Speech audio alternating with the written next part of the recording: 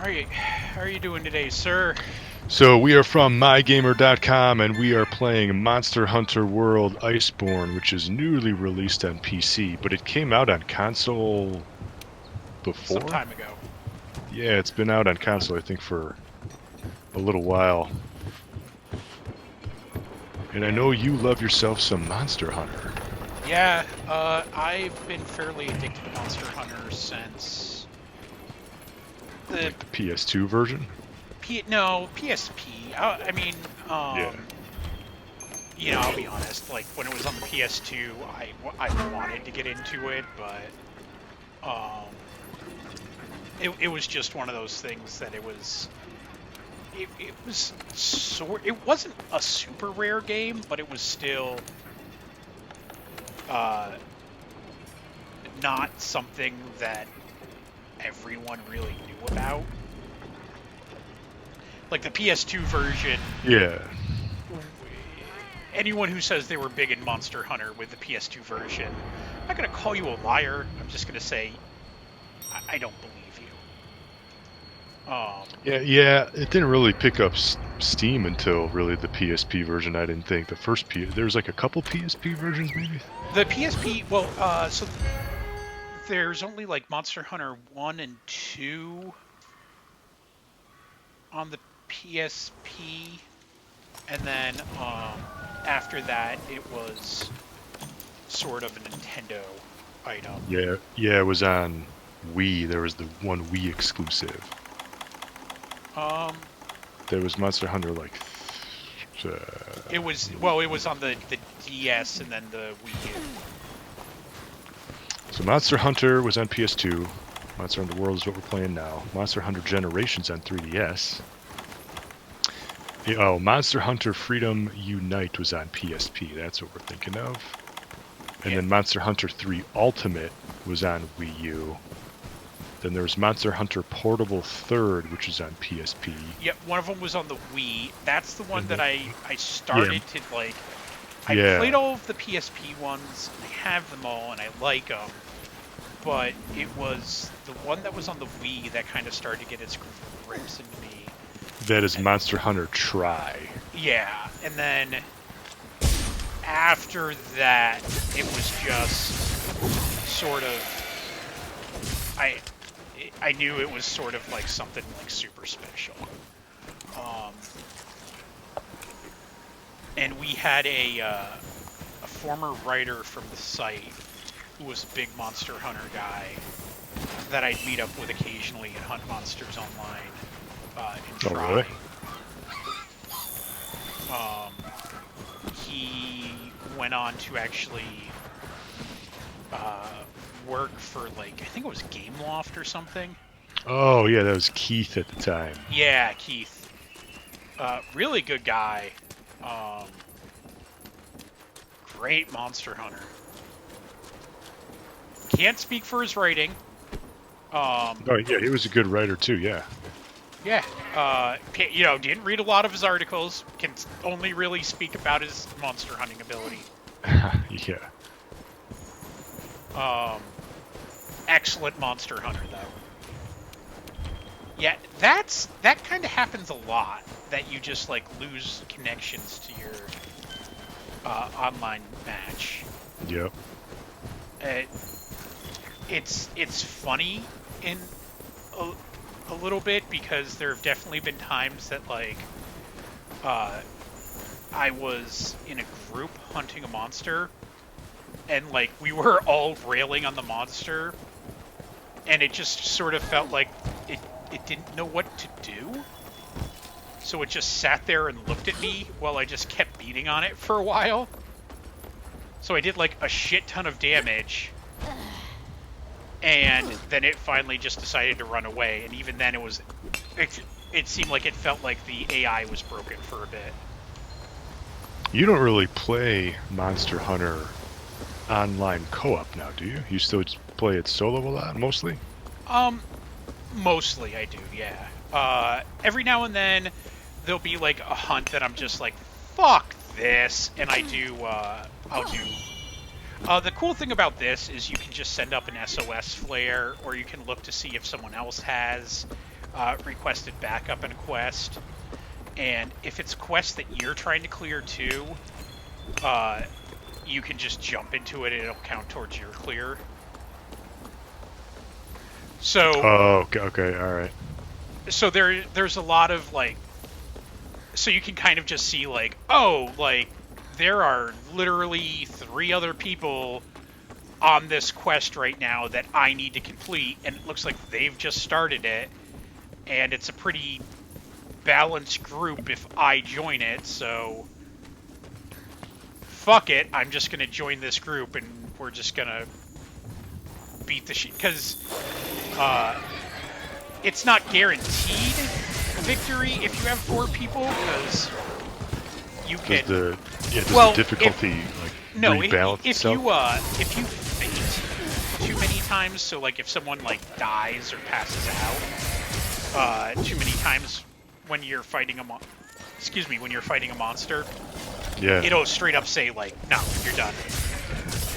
And I think it's like, because this is literally considered, the expansion is considered like master level quests. It used to be 4, but it's now like 3. So it'll just literally be like, if anyone in your group passes out, you have a total of 3 times. If you exceed that, it's quest over. Yeah, there's a lot of games that have started implementing a limited die and come back to life, where you just like walk over somebody's dead body and you'll hold down the X button or whatever, and it's just, hey, wake up, and you got to just hold it down for 5 seconds and then they come back to life. But yeah, you can only do that 3 times. I just played through Marvel Ultimate Alliance 3 and they had the same exact thing. How is that? It's terrible, but it's a horrible game. Is it really? Yeah, it's terrible. My reviews on the site, and they had a death limit where your team you always have a team of 4 people, 4 characters, and that team is allowed to die up to a total of 3 times. So one person can die once, essentially, or one person can die 3 times. But after there's been a total of 3 deaths, you can no longer come back to life until you beat that boss or you reach the next checkpoint, whatever it may be. So, there is you can't just like constantly walk over to somebody as they faint, kind of like Gears of War. Like if you fall, you can kind of come back infinitely. Just, like, constantly revive someone. Yeah, right. So that's why. But you can, you could bleed out after a while. But if you don't get to them in time, but usually there's plenty of time to come back and pick them up off the ground. I don't know if I like that in games like Marvel Ultimate Alliance. Yeah, it's a bad game. It's not. It sounds like an artificial fucking difficulty spike for no real reason. I played it on the easiest difficulty and still got my ass smoked. And the problem, it's not that like I suck. The problem is just that there's so many. Each boss is just a damage sponge. They last even like the typical, enemies that are just in your way, the fodder that's in your way, they take way too many hits to fall. And it's so annoying because you're just button mashing the whole game. And then it's just walk into a room, kill about 1,000 guys that take 10,000 hits each, walk through a narrow or a wide open hallway with nothing in it, come into another big square room that you're going to fight another bunch of guys, do the same thing, rinse, repeat throughout the whole game. So, yeah, not a good game. You can check out my review on MyGamer.com. And that's unfortunate because like the first 2 of that were pretty good. It was developed by Tecmo, and it's a Switch exclusive. So you kind of have like some maybe not high hopes, but you're excited about it maybe. But I think I gave it a 5 or something. It's not a good game. That's really unfortunate. Like, the first one was really good. The only problem with the second one is that it came out like really soon after the first one. Yeah, and it was on everything. I remember it was like a launch game for the 360 at the time, because I remember seeing it just on promotion. Like, you'd go to Walmart and like that would be the game on like the TV. The that were Marvel just Ultimate the Alliance.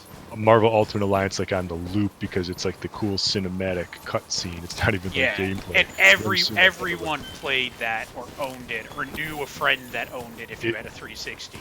It was on everything. It was on 360, PlayStation. I Yeah. think there was even a DS and a PSP version. Like you couldn't escape it. It was on everything. And it was a decent enough game, but At the time, yeah.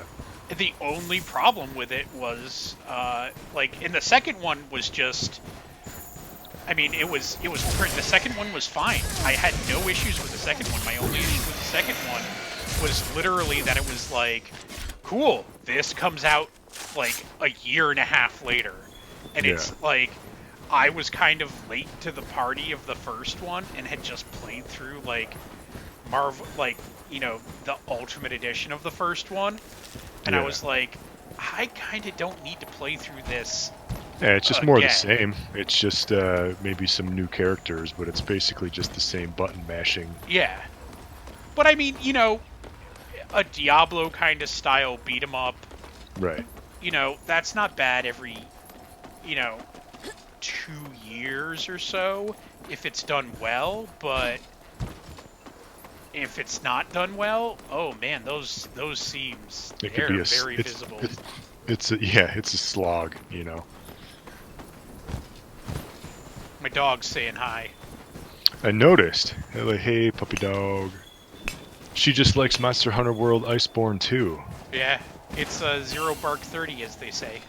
I like how you can slide on the slopes there. Yeah.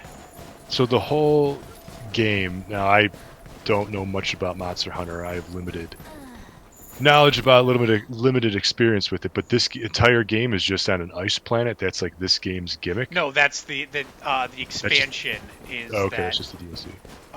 You are like you just went to a new continent basically. DLC isn't free though. This is paid DLC. This is definitely paid DLC. They're supposedly adding a bit soon. So even more. Yeah, but as part of the DLC. Okay.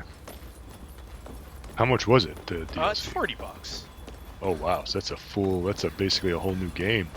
Yeah, and I don't think it's like excessively bad, especially for what you get. There's like a ton of quests. I could do with more areas. They've added in what it looks like a bunch of weapons. They say it seems like they want to space out the content, so you're not like tearing through it. But the way that Monster Hunter has worked recently with expansions and stuff, like they support the games for like almost a year after launch with like, here's a new monster, here are new quests. You know, like, here's some random events that will happen. Just, like, some weird stuff like that. So, if they say, like, yeah, we're going to add a whole new area in, like, 2 months, it's like, I 1000% believe you. Yeah, I think Capcom likes their DLC. I mean, you look at, like, any Resident Evil game, or how much they milk, like, the Street Fighter series, and the ports of all the Resident Evil games and stuff. It's on everything now. Yeah. I think it fits what Capcom likes to do. It's not crossplay though, right? I think it's just not to my knowledge. They I don't think it is. Definitely there's been some interesting hints at stuff.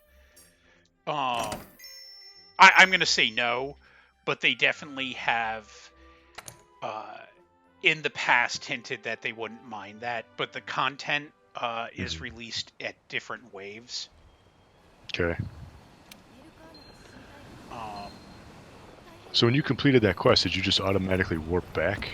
Yeah, that's an option. You can keep exploring the area that you're at, or you can come back here. You can disband if you're in a party, and like go back. It gives you a bunch of options. So sometimes you can only warp back to the hub world if you're at a warping station, versus just I just want to instantly warp right now. Like, you know, you don't have to go to a specific checkpoint. And I'll show you the new. They gave you a new central area. It's not the same. So like this, they gave you like a new town. Okay. Is this mod kind of like Destiny, where you can just kind of be walking around on a planet and then you'll just pass by characters? You can choose to just completely ignore them. You can kind of like just walk next to them. You can kind of help them out. Are there other characters that are just constantly walking like around your No, world?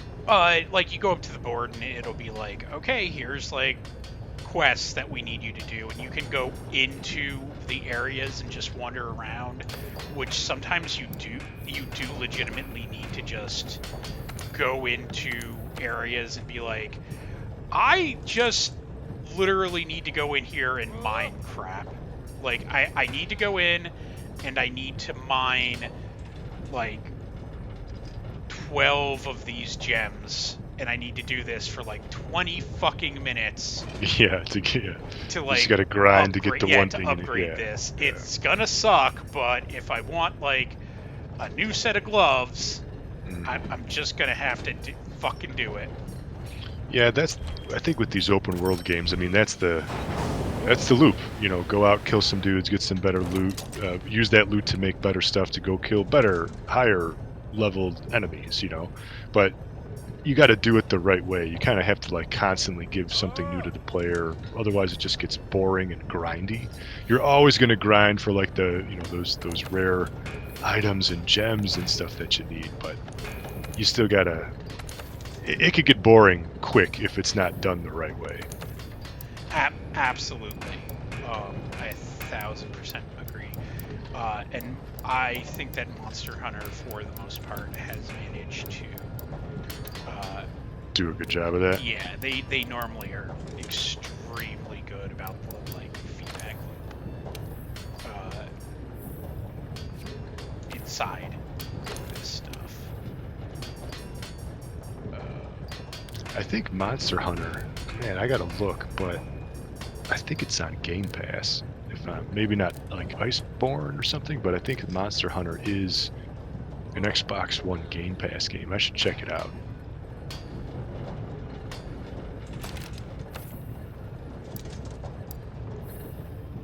Oh, you should check that out. All right, so what do you think about the new Monster Hunter, sir? Yeah, I've always been interested in Monster Hunter. I just never have any freaking time to play the games that I want to play because we're always reviewing stuff on MyGamer.com. You know, games that maybe we don't necessarily want to play, but we still have to cover. So our backlog just gets bigger and bigger. But yeah, I mean, I think it'd actually be a cool game to play, maybe with a couple of buddies. You jump in co-op, and Definitely. You know, this is a great way to kill like an entire Saturday. You know, but yeah, so Monster Hunter World, check it out. Check out the DLC. You could check us out at mygamer.com. You could follow me on Twitter at ZackGaz, ZackGaz. We post a bunch of news, reviews, streams, previews, all that good stuff on our site. So follow us, put us in your favorites, check us out. We try to post something good at least every day. But yeah, thank you for watching, and until next time, game on.